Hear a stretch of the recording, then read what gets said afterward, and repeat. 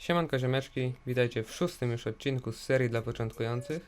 No, jak widać dzisiaj robimy coś innego, czyli budujemy koptera. Zanim jeszcze zacznę, to takie ważne info. Zostańcie do samego końca, albo przynajmniej przewincie do końca, bo mam 3 bardzo ważne ogłoszenia, no i chyba dość ciekawe, więc polecam chociaż zobaczyć samą końcówkę. Zabieram się za to już 4. raz. Już myślałem, że wszystko jest git, no ale coś z plikami było nie tak i muszę nagrać to od nowa.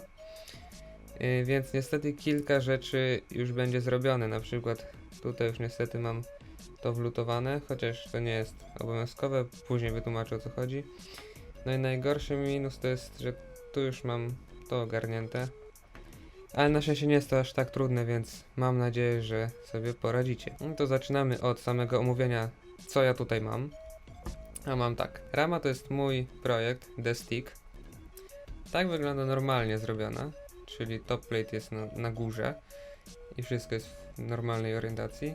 Ja lubię latać do góry nogami i pakiet mam tutaj, więc ja buduję tak. Chociaż tak naprawdę budowa każdego koptera wygląda tak samo, o ile nie jest na jakichś turbobadziewnych częściach, które działają tylko ze sobą.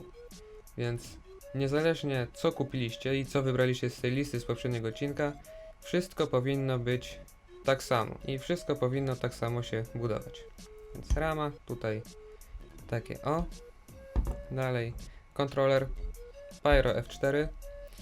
Tutaj musiałem wlutować sobie te kabelki, bo niestety wtyczka mi odpadła, znaczy gniazdo. I tutaj przy okazji to będzie raczej odbudowa koptera niż budowa, bo poza kilkoma elementami to wszystko już latało, ale tak, to będzie mój 3. kopter na zawody, 3. zapasowy. Niby odbudowa, ale jednak budujemy od zera, więc też się czegoś nauczycie. Kontroler jest, to regulator.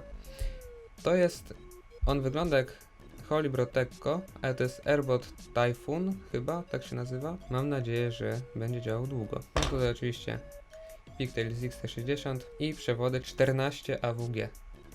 Więc tak. Kamera Runcam Micro Swift 2. Ja ją bardzo lubię. Latałem nią w każdych warunkach i widziałem, że ktoś w komentarzu pisał, że pod słońce się nie da, czy coś tam, że nie jest jakaś fajna. Ja na niej latam ponad rok i nie miałem z nią żadnych problemów, więc z mojego doświadczenia jest git. No i tutaj takie coś. I dlaczego to jest połączone tym kabelkiem? To jest odbiornik Crossfire Nano RX w wersji SE z anteną Immortal T i nadajnik wideo TBS Unify Nano. To wam polecałem w poprzednim odcinku, to w sumie też. Wy pewnie macie jakiś inny odbiornik, na przykład XM Plus albo RXSR, no i też jest spoko. Też wam wytłumaczę, jak tam to przylutować. I tutaj mam je połączone jednym kabelkiem, ponieważ nadajniki TBS mają taką funkcję Smart Audio, która pozwala na kontrolę nadajnika przez odbiornik Crossfire. Jeśli nie macie odbiornika Crossfire, to można robić to przez kontroler, co też wam pokażę. I tu jest fajna antenka, przynajmniej mam taką nadzieję, że jest fajna, od ProDrone i już możecie się domyślać, co jest tym jednym z tych 3 ogłoszeń. Tu mamy to, no i też ważna sprawa jeszcze, silniki. Silniki Hyperlight 2307, latam na nich dość długo, już prawie rok. Latałem na nich też w Chinach, bardzo fajne silniczki, rzepik też jest ważny w sumie do trzymania pakietu, no i jest to rzep Demon RC, kevlarowy, super rzepik. Nie zerwałem ani jednego, a miałem trochę mocnych crashy, więc to jest tak. No tutaj jakieś tam standoffy do kontrolera, ale to będzie później. I jakby co, to Unify Nano przychodzi już z antenką taką liniową. Nie jest najlepsza, ale na początek daje radę. No to tak, co my potrzebujemy na początek? Potrzebujemy ramę i silniki, więc to może gdzieś wyjechać. Zrobimy jak UAV Futures. Bup. Mamy to. I teraz chciałbym znaleźć gdzieś kluczyk. Znalazłem. Przykręcamy silniki. W sumie przykręcanie silników jest bardzo proste, bo wystarczy je przykręcić. Jeśli macie ramę z otworami 2 na silniki, to jest luz. Jeśli macie na 4, to możecie przykręcić na 4 śruby albo na 2 po przekątnej. Pamiętajcie o poprzekątnej.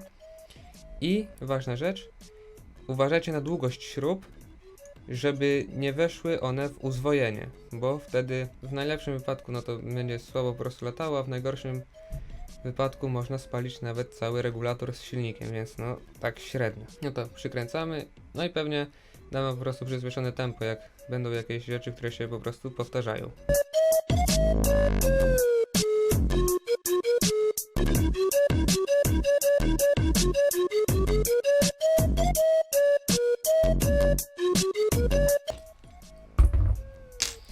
No i git. Silniki mamy przykręcone. No to teraz przydałoby się przylutować do regulatora. Więc no, ja odwracam. No, wy pewnie nie musicie, bo wątpię, że znaleźliście taką ramę. I teraz będziemy lutować regulator. No jak widzicie, ja go już włożyłem. Już miałem go zlutowanego, ale zapomniałem włączyć nagrywania. Dobra, będziemy lutować regulator. Prosta sprawa w sumie. Po prostu przylutowujemy przewody. One nie muszą być w jakiejś specjalnej kolejności. No to prawda, ich kolejność determinuje, jak się kręci silnik, ale można to zmienić później w programie do regulatorów. Bierzemy lutownicę, trochę cyny i lecimy. No w sumie powinienem wam jeszcze pokazać, jak tu ocynować te pady.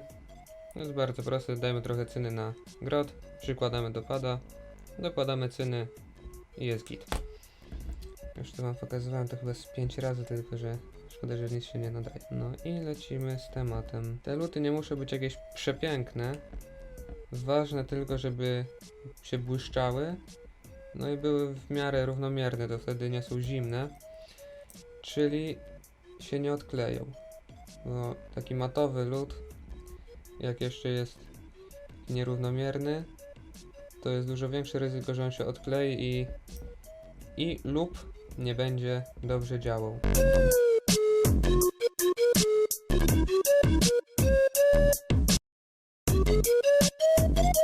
No i teraz ten pigtail. Ważna sprawa, żeby nie pomylić polaryzacji, czyli plus do plusa, minus do minusa. Jeśli macie normalne XT60, no to ono ma na bokach polaryzację. No i lecimy z tym. Teraz co chwilę będę sprawdzał, czy się nagrywa. No jest, niestety te pady są niezbyt przyjemne do lutowania, bo bardzo dużo ciepła potrzebują. No, ale jest git. Dobra, zdenerwowałem się, to szybciej jakoś poszło. Teraz przykręcamy to.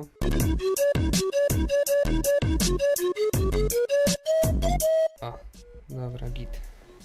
Mamy to zrobione. Dobierzemy teraz kontroler. I co my na kontrolerze będziemy lutować?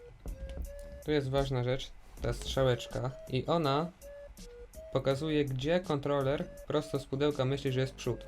Więc jak strzałeczka jest tak, no to przód jest tam. No a góra jest tu, gdzie jest strzałka. Ja będę miał go odwróconego, czyli zamontowanego w ten sposób tutaj. I jeszcze obróconego o 180 stopni, tak. To będzie w następnym odcinku, bo za tydzień będziemy ustawiać to wszystko, więc tam dokładnie wam to wytłumaczę. A dzisiaj lutujemy. To, w jakiej orientacji wy będziecie mieli kontroler, to już zależy od tego, co wybraliście, no i jak on tam w tej ramie będzie siedział. Ja jeszcze wiem, że z przodu będę miał kamerę i te kabelki od kamery będę chciał puścić dołem, żeby na górze były tylko nadajnik i odbiornik. Tutaj sobie wymieniłem jeszcze jeden przewód, bo wcześniejszy był trochę słabo. I tak, ja go będę miał tutaj, więc sobie go utnę mniej więcej tyle. Teraz koptera można odłożyć, a kabelki wziąć. No i lutujemy teraz to. Wiedząc, że kamera będzie tutaj, no lutujemy w tym kierunku. Siup. I teraz możecie się pytać, po co kamerę lutować do kontrolera? Przecież kamera ma przekazywać obraz nadajnikowi. No i tak, to jest prawda, ale ten akurat kontroler, no i kilka innych ma OSD. Co to jest OSD, to wiecie z tego odcinka. To OSD no jest na kontrolerze, więc no, przydałoby się do niego przylutować. I tutaj jest oznaczenie CAM S, czyli to jest sygnał z kamery. Tu dalej jest 5V, czyli 5V.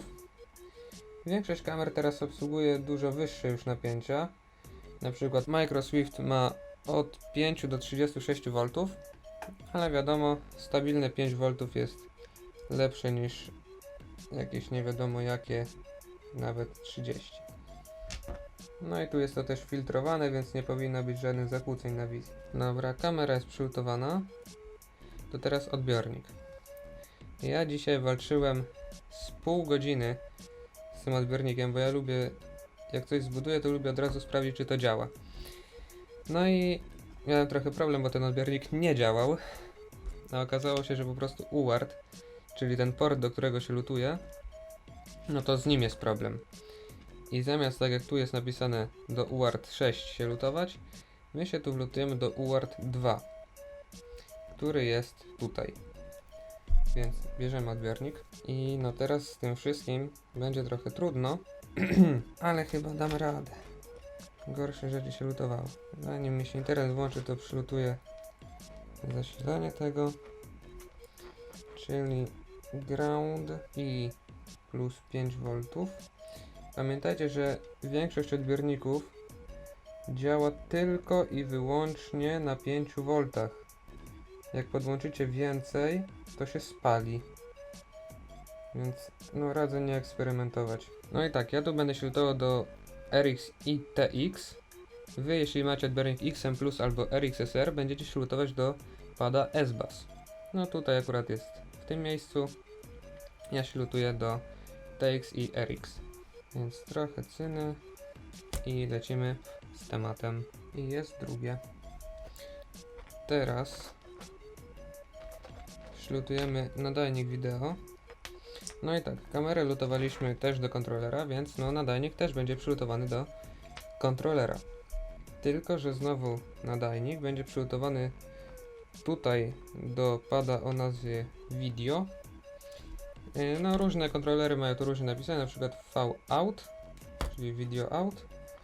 Tu jest po prostu video. I teraz lutujemy zasilanie tego ziomeczka. I Unify Nano działa tylko i wyłącznie na 5 V, tak samo jak odbiorniki. Niektóre nadajniki działają na pełnym napięciu, no ale Unify Nano działa na 5 V, tylko i wyłącznie. No, denerwujące są te małe luty. Tu jeszcze, właśnie zapomniałem sobie temperatury zmniejszyć na lutownicy, żeby tych padów nie odkleić, bo te dużo łatwiej odkleić. No, tego wam zapomniałem wytłumaczyć, mam nadzieję, że to jest jednak zrozumiałe, bo na płytkach są opisy. Do nadajnika i odbiornika trzeba przylutować kabelki. I o ile na odbiorniku jest to proste, no bo jest plus, minus i sygnał, o tyle na nadajniku może być trochę problem, bo jest trochę więcej tych oznaczeń, ale my potrzebujemy plus 5V in, GND, czyli no minus, wideo, czyli V i S, czyli Smart Audio. Tak jest na Unify Nano. I to później lutujemy do odpowiednich padów na płytce. Dobra, nie jest najpiękniejszy, ale się błyszczy, jest git. No i prawdę mówiąc, wszystko już mamy polutowane. Można lutownicę odłączyć, wyłączyć. Bierzemy koptera, kopter jest. No i teraz montujemy ten mandżur tutaj. To będzie się działo tak. Przykręcamy to. Póki jeszcze tu jest trochę miejsca. Tego nie trzeba jakoś mega sztywno. No fajnie, fajerwerki już piesek szczeka. Jeśli będzie coś słychać z zewnątrz, no to bardzo was przepraszam, no ale niestety nie mam osobnego studia. Ajej. No i jakieś dzbany będą strzelać teraz. Dobra, mamy to już zamontowane. Uff. No nie, nie. Teraz tą antenę jakoś muszę wyjąć. Uff, zmieściła się. Dobra, mamy to. Teraz przyczepimy antenkę Crossfire'a. No, wy pewnie takiej nie macie, więc...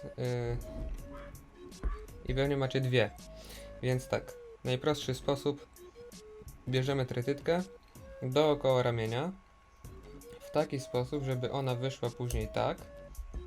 W tą stronę. Na to kładziemy antenkę, termokurczkę, jedną, drugą, trzecią, żeby trochę tej ochrony było. I no nie będzie to może najlepsze dla zasięgu, ale na pewno będzie bardzo fajną, łatwą metodą przyczepienia sobie antenek. I też dość bezpieczną, bo nie powinny jakoś za bardzo zostać uszkodzone w takim miejscu. Jeśli oczywiście nie zrobicie tego jakoś turbo długiego. Ważne, żeby aktywny element na tym był. Reszta, no gdzieś tutaj może być skitrana. Dobra, to jest tak. Mam nadzieję, że nie za bardzo to przechodzi do mikrofonu. No i teraz tą antenkę jakoś tak wykombinowałem wcześniej, żeby ją tak przyczepić. Zobaczymy, jak w tym miejscu będzie działać. No, najwyżej ją gdzieś indziej włożę. Dobra, będzie git. I jest git. To siedzi. Odwracamy teraz. I tak, to idzie do regulatora. Jeśli macie stack, czyli że przyszło w jednym pudełeczku i jest to pod siebie zrobione, to jest git. Możecie bez problemu bezpośrednio podłączyć jedno do drugiego. Jeśli jednak macie inny regulator i inny kontroler, to się robi trochę sprawa bardziej skomplikowana. Na przykład tutaj mam tego niby Tekko i Pyro F4 i no teraz to jest stackiem, ale nie jest sprzedawany jako jedno, więc niestety z regulatora mogą kabelki wychodzić inaczej niż wchodzą do kontrolera. No i na przykład tutaj może być napięcie pakietu na pierwszym pinie, a tutaj może być minus na pierwszym pinie. No i wtedy będziemy mieli znowu fajerwerki, więc trzeba to sprawdzić. Jak już sprawdzimy i się okaże, że trzeba coś zmienić, to najprostszą metodą jest po prostu wyjęcie kabelka i zamiana miejscami. Jak je wyjąć, to już zaraz wam pokazuję. Tutaj mam już taki przewodzik, jeden przewód z tego wyjmowałem. No i tak, bierzemy nożyk albo coś z ostrym końcem. Podważamy tego ziomeczka tutaj, podważamy ten plastik. Nie za mocno, nie, żeby go wyłamać. I wyciągamy przewód. Teraz to można docisnąć, żeby się trzymało. No i wkładamy w odpowiednie miejsce. Tak. I sprawdzamy, czy się trzyma. Jeśli się trzyma, to jest git. Jeśli nie, no to trzeba albo dalej to wcisnąć, albo sprawdzić, czy nie wiem jak to się nazywa po polskiemu. No czy ten plastik po prostu jest dobrze przyciśnięty. Dobra, to jest zrobione. Teraz bierzemy kamerę, podłączamy. Tu mam tą taką przedłużkę do podłączenia pilota do ustawień kamery. Ja sobie to tak lubię zawinąć. I niestety tutaj mam taki problem, że to się nie do końca mieści z tym regulatorem, więc jakoś coś to wykombinuję zaraz. Dobra, będzie git. Teraz odnajdujemy nasz top plate. Ustawiamy go w dobrej orientacji. No i przykręcamy. Dobra, tutaj trochę te przewody nam wiszą, więc można je tak złapać trytytką albo taśmą, żeby były dokładnie równo na ramieniu albo pod ramieniem, to wtedy będzie mniejsze ryzyko trafienia śmigłem. Ja to zrobię później. Wkładamy rzepik. Jak widzicie, mam go znowu rozmontowanego, bo zapomniałem o jednej dość ważnej rzeczy. Kontroler dostaje z regulatora napięcie przez tą złączę, ale dostaje tylko plusa, bez minusa. No i przydałoby się go przylutować. Mam tu już kabelek, taki malutki, więc podłączamy lutownicę. Z minusami jest akurat taki plus, że no, każdy minus tak naprawdę jest połączony ze sobą, więc można przylutować stąd tutaj bez żadnego problemu. Ja jeszcze zwiększę sobie temperaturę i sobie to przytrzymam tymi szczypczykami.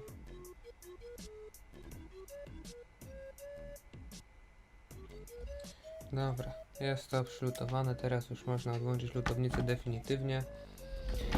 Przykręcić top plate, skryt. No i teraz robimy test. Czy nic nie zepsułem? Oby nie.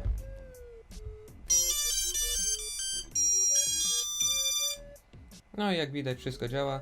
Ja tu mam jeszcze customową melodyjkę. Wy będziecie mieli stokową. Ale jest. Wszystko działa. Za tydzień sobie omówimy w Betaflightie podstawy, jak to wszystko ustawić, setup aparatury do koptera, żeby to wszystko działało. Teraz jeszcze zrobimy sobie te 3 ważne ogłoszenia. Pierwsze ogłoszenie. Po ostatnim filmie napisał do mnie fajny człowiek, założyciel firmy ProDrone, czy nie chciałem jakiś antenek, żeby mi wysłał. No, zgodziłem się. I tak, no tutaj jest jedna z nich właśnie.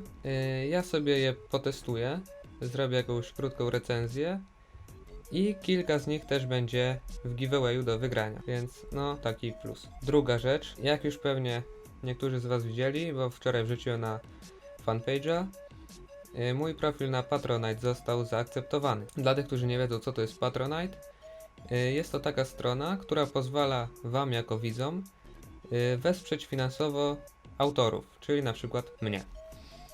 U mnie są ustawione 3 progi, wy sobie możecie wybrać jeden z nich i taka kwota, jaką wybierzecie, co miesiąc jest pobierana z waszego konta i minus kilka procent jest przekazywana mi właśnie na rozwój kanału. No i dzięki temu filmy mogą być lepszej jakości, no bo będę mógł kupić lepszy sprzęt. No na pewno będzie większa motywacja, że jednak komuś się to aż tak podoba, że jest w stanie wesprzeć finansowo. No i też będą jakieś tam giveawaye. Na pewno dla patronów będą takie fest giveawaye na pewno z skutecznymi częściami. Tutaj na kanał może też będą jakieś, zobaczymy. No ale tak, link będzie w opisie i na ekranie końcowym. Tutaj chyba też będę mógł to wstawić. Więc no, zachęcam. Mam nadzieję, że coś się uda. No, jak na razie jest już 2, więc jest sztos. I teraz trzecia rzecz, czyli wyniki giveawaya, który był tydzień temu, czyli te śmigła. I jak już mam kamerę na głowie, no to zrobimy to teraz tak na żywo. No i tak, sobie tylko poprawię kamerę. Mam nadzieję, że coś tam widać. Tak, to jest ten film. Tutaj, o. Fajnie śpi akurat. Kopiujemy link.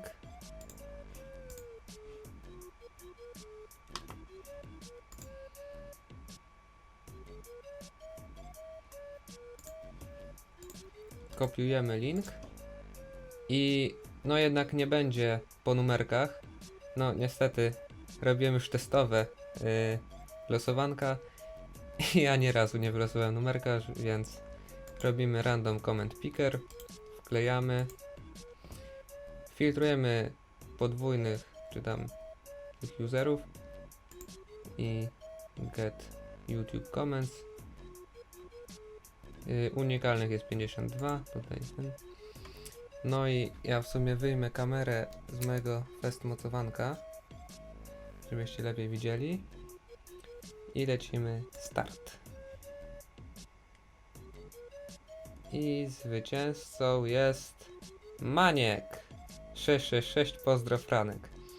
No, więc Maniek, napisz do mnie, no najlepiej na fanpage'u.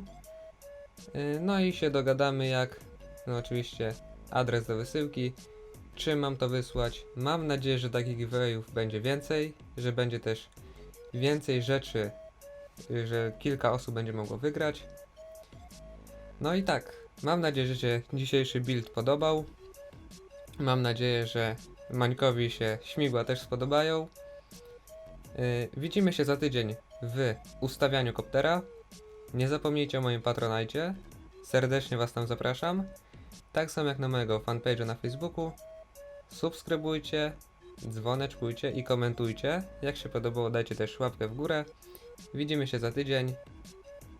No i dzisiaj będzie bez dabowania. Ale no, peace yo.